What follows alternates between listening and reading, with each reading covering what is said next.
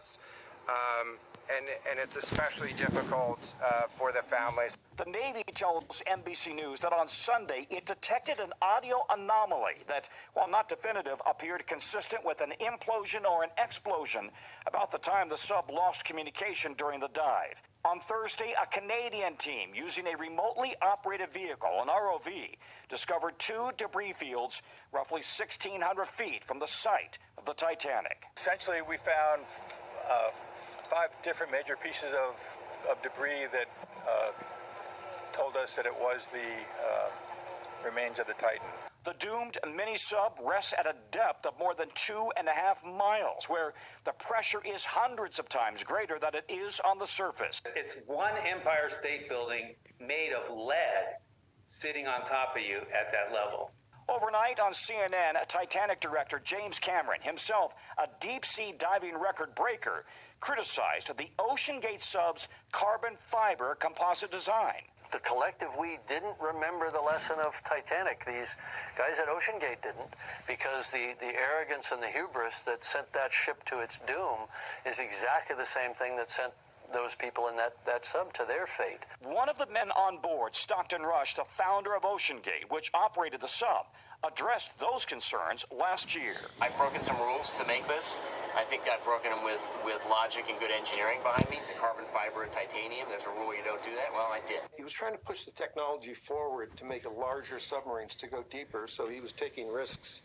Among those lost, famed billionaire and explorer Hamish Harding, French mariner Bon-Henri Nogelet, and Shahzada Dawood. Now, the stupidity behind this is unexplainable. Because number one, guy breaks the rules of science. Number two, I can pull up an image of it right now. Hold on, let me try and pull up an image of that submarine. Images of imploding submarine. Do I have internet? No, let me see something. Now, this is what it was. This right here. Now, my question. Does this look like something you were going? That is literally like those giant road barrels. Except they're put on a flotation device. And that's $250,000 you paid to get on that. To die. This is when you understand human society is so stupid.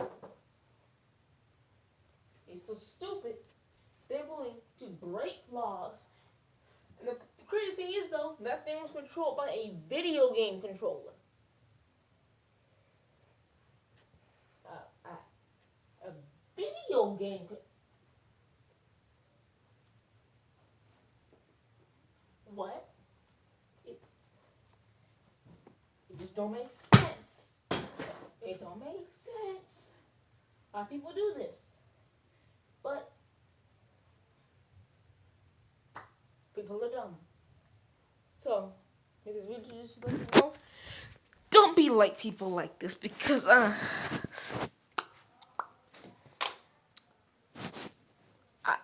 feel bad for those. I feel bad for people that had that loss, but that's not their fault.